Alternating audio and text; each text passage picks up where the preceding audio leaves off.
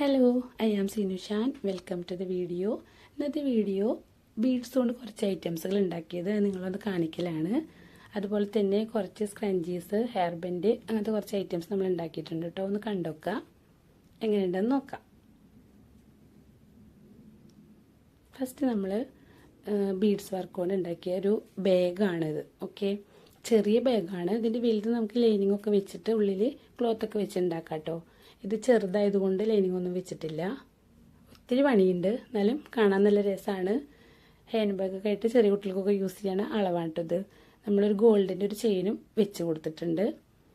അതുപോലെ തന്നെ gold Bede കൊണ്ട് നമ്മൾ ഒരു ഹെയർ ബാൻഡ് ഉണ്ടാക്കിയതാണ്. ഇതിൻ്റെ ഫ്രെയിം വാങ്ങിക്കാൻ കിട്ടും. ഗ്ലൂ ഒക്കെ വെച്ചിട്ട് സെറ്റാക്കി കൊടുത്താൽ മതി.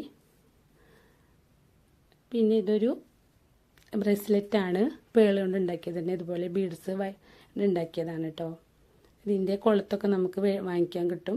അത് വെച്ചിട്ട് സിമ്പിളാണ് ഉണ്ടാക്കാൻ. നൂല് വെച്ചിട്ട് പ്ലാസ്റ്റിക്കിൻ്റെ നൂല് വെച്ചിട്ടാണ് നമ്മളിത് ഉണ്ടാക്കിയേക്കുന്നത്. കെട്ടിട്ട് കൊടുത്താൽ മതി. ഇത് നെക്ലേസാണ്, ഒരു ബീഡ് കൊണ്ട് ഉണ്ടാക്കിയത് തന്നെയാണ്. നല്ല രസമായിട്ടോ ഇതിട്ടാൽ. ഇത് സിമ്പിളായിട്ട് ഉണ്ടാക്കാൻ പറ്റും. അതുപോലെ തന്നെ ഹെയർ ബാൻഡുമ്പോൾ നമുക്ക് കുറച്ച് ബീഡൊക്കെ വെച്ച് കൊടുത്തിട്ട് സെറ്റാക്കിയിട്ടുണ്ട്. കണ്ടോക്കുക, ഇഷ്ടപ്പെട്ടാൽ ലൈക്ക് ചെയ്യുക. ആദ്യമായിട്ട് കാണുന്നവരൊന്ന് സബ്സ്ക്രൈബ് ചെയ്യുക. പിന്നെ ബീഡ്സ് കൊണ്ട് നമ്മളൊരു മാല ഉണ്ടാക്കിയതാട്ടോ. ഒന്നും കൂടി ശരിയാവാനുണ്ട്, 1-2 ലെയറും കൂടി വരാനുണ്ട്. ജസ്റ്റ് ഒന്ന് ഉണ്ടാക്കി നോക്കിയതാണ്.